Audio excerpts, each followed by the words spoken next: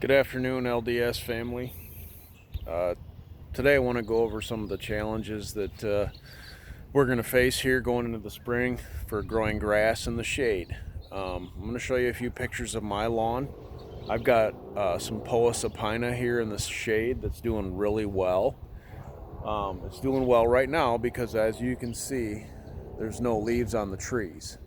So as the leaf cover gets more and more dense throughout the spring and into the summer, even the really shade tolerant grasses such as Poa supina will start to thin out. And there's absolutely nothing we can do as landscape design or anybody in the turf industry to help slow that down. But it does happen. It's part of the nature of the beast. It gets a little bit thinner. We can still maintain decent turf coverage, but we're going to deal with that. So as LDS team members, this is a few things that you can tell customers. As customers, this is what you can expect from us as LDS team members. So first of all, I'm going to show you some pictures here of my stand of grass. As you can see, this area right here, this is Poa supina. I've got some mole activity here, but you can see it's kind of an off green color.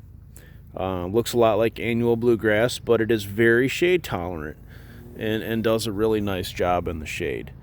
But you're not going to get the same color as that over there. You can see the distinct line here between, this is supina here, that's ryegrass and bluegrass out there. So keep in mind that that's a situation that you're going to run into here in Michigan. We're growing cool season grass. All grass species are sun plants by nature. They like 4 to 6 hours of sunlight minimum.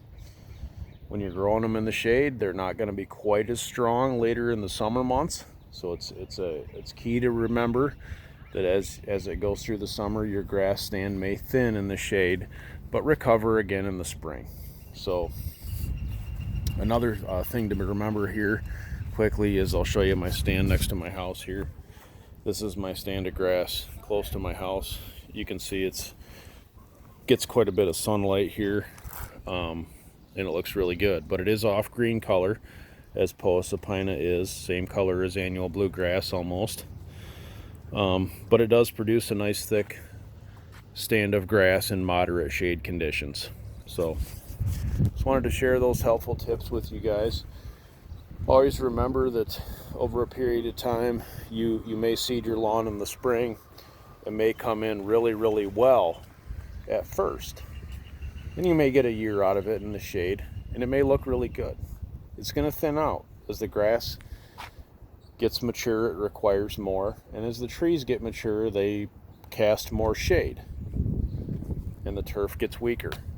Because grass roots cannot compete with tree roots for the nutrients and things that they need from the soil, moisture, nutrients, and sunlight is taken away by the shade canopy. So always remember, grass will almost always tell you where it wants to grow.